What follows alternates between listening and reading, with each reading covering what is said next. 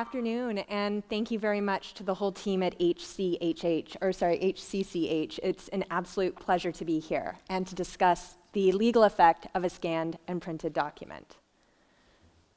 If there's one image that I want you to take away from this presentation, it's this right here, a lightning rod, a mechanism that is able to connect seemingly different or opposite planes.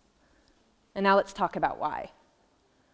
As we've been discussing all today, we can tell that technology has far outpaced law.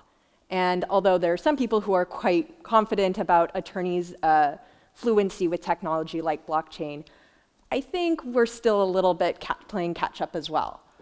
So what do we do in this situation? Well, there's the very important policy question of how and when do we have the law catch up? And I say how and when and not if, because I'm optimistic. But there's also a practical question that we need to face, and that is, what do we do in the interim? How do we best leverage technology now in our current system while we wait for the law to catch up? And it's from this practical point of view that I propose we look at the legal effect, and I would say legal potential, of a scanned and printed document. Let's start with technology, and specifically cloud computing. For those of you who are less familiar with this or just want to know where I'm coming from, I'm referring to cloud computing as that vast global network of servers that are interconnected and operate as our single ecosystem to help you and I, its users, connect with data anywhere in the world. If we just think about the last 24 hours, how did you access your email account? I accessed mine from the Boston airport with a laptop, over the Atlantic with an iPhone, and at a tablet in The Hague with the same email account. Law, on the other hand, operates in this world, very much on the ground, where borders and territories and location not only exist, but matter and have meaning. What I can and cannot do very much depends on where I am. And it's in this context that we have service of process, and in this context that we have the Hague Service Convention. For those of you who may be a little bit less familiar with this portion of international civil procedure, I'll give a very high-level review of the main channel of the Hague Service Convention and how it operates. Let's imagine we have a civil proceeding occurring in, say, France, that requires serving a writ of summons, so a commencement proceeding, on a defendant located or with an address in Mexico. Under the main channel, we would have the requesting authority send the request and related documents to the forwarding agent in that same jurisdiction, who would then transmit those documents abroad to the central authority in the state where the addressee is located, the recipient state, so to speak. And from there, that central authority, assuming all of the documents were complied with and met the requirements of the Hague Convention, would serve process on the defendant in the territory. Now, when the Service Convention was drafted in 1965, it was all assumed that this would involve physical delivery of hard copy documents, because that was with the times, although nothing under the main channel requires that there be physical delivery of hard copy documents. In fact, as we've discussed, the whole convention is deemed to be technology neutral, or certainly within the main channel. So that brings us to e-process, or e-service. It is offering us a way to cut through so many barriers. We do not need to physically cross oceans and borders in order to serve process or transmit a request for service of process overseas.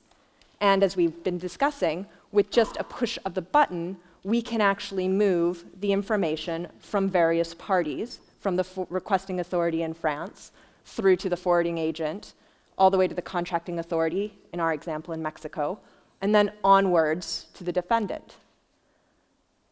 But as we also know, it's a little bit more complex than that. It's not quite there yet, and I would like to focus on two what I consider major legal impediments to the global or uniform usage of e-service. The first is one that we are probably all familiar with by now, which is that the use of e-service is limited by domestic laws. They are, nations and contracting states to the Hague Convention are becoming more progressive and more willing to adopt e-service, but they're not there yet. It depends also on the type of document being served. We heard the distinction between commencement and non-commencement documents. And also the circumstances, whether there are any other options, whether physical delivery is or is not available. So until these domestic laws become more embracing of e-service, we have a ways to go. But the second issue is one that's very preliminary and one that I think is a little thornier. Oh, and as just to remind everyone that the reason we look at domestic law is, of course, that domestic law is what determines effective service of process. It is, in our example, Mexico's laws that determine whether service of process has been properly executed. But the second issue, the thornier one, is one of choice of laws. How do we determine which domestic laws apply for service of process? And part of the problem is if we look again at the main channel of transmission of the Hague Service Convention, it may be technology neutral, but it is still physically grounded or geographically dependent. We look to where the address is to determine which laws apply. Again, to our example, the address is in Mexico, so Mexico's laws apply. And although physical delivery really fits this quite nicely because those documents must be there in order to meet the defendant, that doesn't work as well in the e-service way. And that is because e-service is geographically independent. It's not tethered to a specific or even static location. Again, going back to our example at the beginning, I checked my email from 3 different locations in the last 24 hours, and that's probably a pretty modest number given the amount of travel that some people do.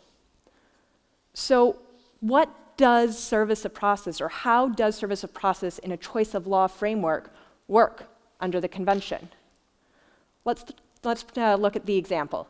Again, we have our process or our proceeding ongoing in France. We have an address in Mexico. We might think Mexico law applies, but if it's serviced by email or social media, what happens if that individual happens to be in Spain when the request or the document was served to the email account? Does Spanish law apply? What if that's not opened until they're vacationing in Canada? Does Canadian law apply? We've just taken a fairly relatively easy example. We haven't looked at issues of usage of VPN or really even trying to track the location of a server, and we've just identified 3 possible jurisdictions that could arguably have a claim as to whose laws would apply in this situation. And this is an important question to answer because we want legal certainty in deciding service of process and the laws that define it. It's important for establishing jurisdiction, it's important for establishing the due process rights of the defendant, and it's important for state or respective state sovereignty. So what do we do in this situation? This brings us full circle. While lawmakers are grappling with this issue, what is a way forward? I propose that there is some version of using a scanned and emailed document that is then printed on the other side in the contracting authority. That is a good interim measure. And as Katerina Osanova explained to us, relying purely on a physical delivery in the interim doesn't quite work. If there are over 9,000 requests per year just in the US, and that's probably going to grow, which probably means close to the millions of pieces of paper that you are receiving, that doesn't comport with the Service Convention's goal of efficiency and speed.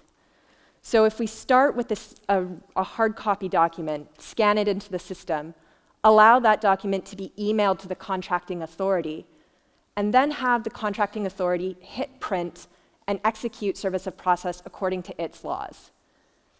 And by hitting print, I think something that is far more interesting legally happens than from a technological perspective. By hitting print, we have taken a request out of the cloud-based system where geography doesn't matter and doesn't really have a tether or specific location, and we have grounded it in the physical jurisdiction. We have taken something that is nebulous, and we've put it into a jurisdiction whose laws can and will apply, and against which we can measure valid service of process. Now, of course, this isn't a perfect solution, and I can see skepticism on some faces that would absolutely confirm it, but the point is it's an interim solution. and it's an interim solution while we wait for lawmakers to catch up to technology. Thank you.